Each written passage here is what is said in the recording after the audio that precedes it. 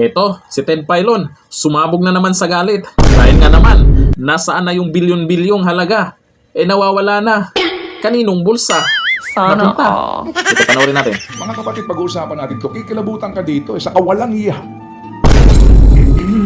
Maaga pa. Saan nila dinala pera? Yan ang isa That's the pa. question. Where is the money? And yung sinasabi kahapon ni Justice, why is there an urgency to transfer the fund? Yun ang Ba't kayo sabi niya. nagmamadali? Ba't kayo nagmamadali kung may pondo na pala yan? Ba't kayo nagmamadali? Sino ba? Saan? Sa National Road Maintenance? Di ba meron tayong road users tax? May pondo eh. Ano pa?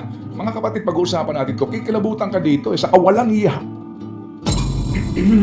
Maaga pa. Direk Joey, good morning sa iyo. Alam nyo ba, mga kapatid, no? Nasa Pilipinas po, ang isa sa pinakamahirap na problemang pangkalusugan ay yung mga biktima ng stroke. Okay? Meron pong ginawang pag-aaral. Kung gaano po karaming Pilipino ang namamatay at yung po nahihirapan sa recovery. Heart attack, stroke. Stroke, ischemic, saka hemorrhagic. No? Iyan po pag-uusapan natin kasi lumalabas din ngayon, una, yung kawalan natin ng mga ospital na agad makakaresponde sa mga stroke. Huwag natin pagwalang bahala ito dahil ngayon may mga bata na stroke na. Ay, totoo yan. Di po ba? At yung ating mga nakakapanayam, yung mga magulang po ninyo, tayo ho mismo, hindi mo alam na pwede mangyari sa iyo yan. Ang tanong, kapag ba'y sinugod ka sa ospital, pupuntahan niyo pinakamalapit, meron ba doon pasilidad para ka ma-revive? At kung na-stroke ka na, gaano kahirap sa pamilyang Pilipino ang gastusin dito? At napakaliit na naman po ng PhilHealth subsidy para dyan. Isa po yung sa ating mga pag-uusapan, ito'y napaka-importante usapin pangkalusugan. Na ngayon nga, i-connect natin sa halalan. Yung mga nasa entabladong yan, sasayawan ka lang yan. Pag yan nahalal na naman, malamang kung ano sabihin sa kanilang boto sa mga gantong usapin, ganun pa rin sila. Kaya po kaya tayo nasasadlak sa gantong uri ng governance. Dahil ang pinakamalaking problema sa bayan na ito, mga kapatid, pinakamalaking problema, gobyerno mismo. So dito po sa issue ng PhilHealth na ito, di po ba, tinanggalan mo ng government subsidy ang PhilHealth.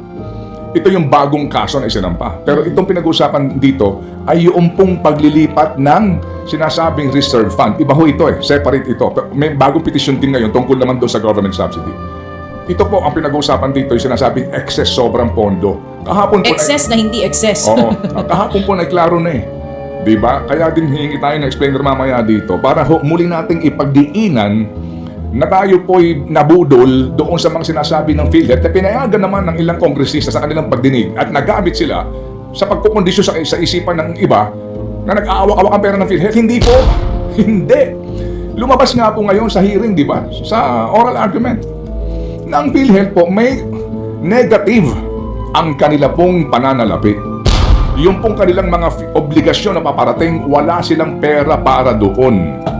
And then, ito nga po maganda kahapon bilang patikim mga kapatid sa naging oral argument na binanggit mo kanina, Chacha.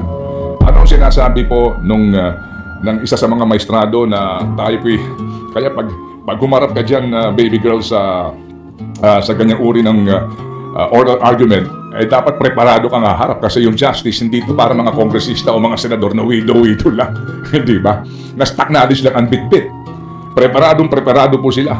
Napakasimple po ng mga ng mga Tanong. ng mga paglalatag ni Justice, no? Ang sinasabi niya, sandali lang, ano ba ang source ng pondo ng PhilHealth? Ano ba ito? Pinagpapaliwanag yung kanilang SVP. Yung pong direct contribution ng mga miyembro. O saan pa nanggagaling ang pera? Meron po kaming subsidy galing po sa PAGCOR at PCSO. Tama, meron ho kami. Okay. Saan pa nanggagaling? Meron din po kaming pinanggagalingan na pera para po sa sin taxes.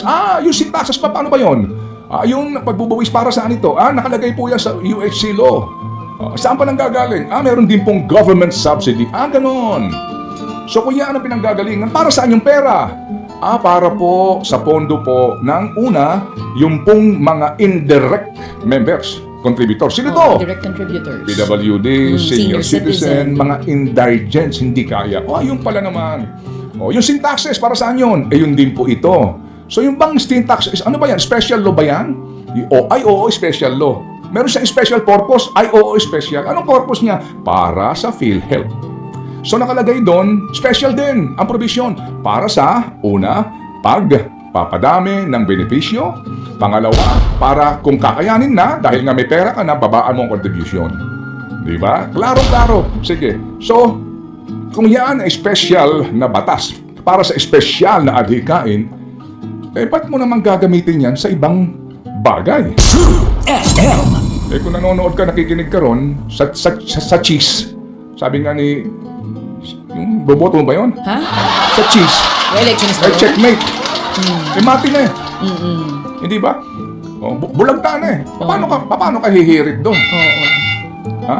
Alam mo, kahapon, Ano? habang nakikinig ako, walang ano to video oral argument nga po. May part dyan, nag-explain si, yung lagi natin kausap dito, Sir Albert Domingo. Tapos pinatawag nitong si Justice Amy Lazaro Javier, si SVP PhilHealth Renelim Shaco. There was a time, nagbiro ng kaunti itong si Justice Amy Lazaro Javier. Sinasabi niya, nasaan na? Sino mag-explain itong bagay na to? Meron siyang tinatanong. Sinasabi ni Sir Albert, hindi siya makakapag-explain ka nito, kundi si SVP Renelim Shaco. Huwag ka magtago dyan, nagtatago ka na dyan. Tapos parang nangingiti itong si Justice Amy Lazaro Javier kasi alam niya sa sarili niya na hindi nga siya masagot doon sa kanyang mga katanungan. The money should not be Yan. diverted for other purpose. Yan. The law provides for a special purpose and the source of fund is for special purpose. Kaboom!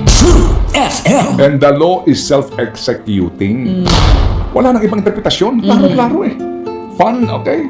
And then, dun na nga, pinasagot yung Solgen kasi nga sinabi, so gagamitin niyo yung pera para sa kalusugan natin sa pagpapatayo ng tulay? Di ba ang tibay nila? Ang tibay ng pagmumukha nila. Kaya ngayong eleksyon, dito tayo babawi. Alam natin na ganito na yung nangyayari. May mga questionabling budget, billion, trillion ang pinag-uusapan. Kailangan pa ba nating dagdagan yung puwersa nila? Wala nang iba. Kung hindi, Team Duterte na.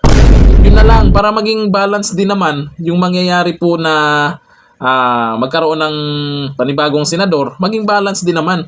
Hindi yung puro pabor sa kanila. Ang mangyayari niyan, pag may mga ginawang hindi maganda, walang sisita. Mas maganda, may papasok na kukontra para matatakot sila na gumawa ng mga ganyang mga questionabling budget kung saan napunta kasi may nakabantay. Yun ang importante sa gobyerno. Kailangan may nakabantay. Hindi yung kung ano yung gusto ng nakaupo, ganito gawin natin. Walang question dahil magkakampi sila lahat. Kaya ang pinaka-the best, Team Duterte. Nakita niyo naman pati ito si Ted Filon, yung mga sinasabi niya dyan. Lahat po yan may basihan. Hindi po gawa-gawa yan. Kaya nga minsan pag napanood po natin siya, talagang galit na. Lalo na ang pinag-uusapan ay tungkol sa budget. Kung nasaan na. Magkarapatan naman natin maghanap kung saan ginamit o nasaan napunta dahil kanino bang galing pera na yan? Hindi naman galing sa kanila yan. Kung hindi, dahil sa taxpayer yan. Yung mga binibili natin, may mga tax din yan. Galing din sa atin yan. Tapos hindi natin alam na kanino na.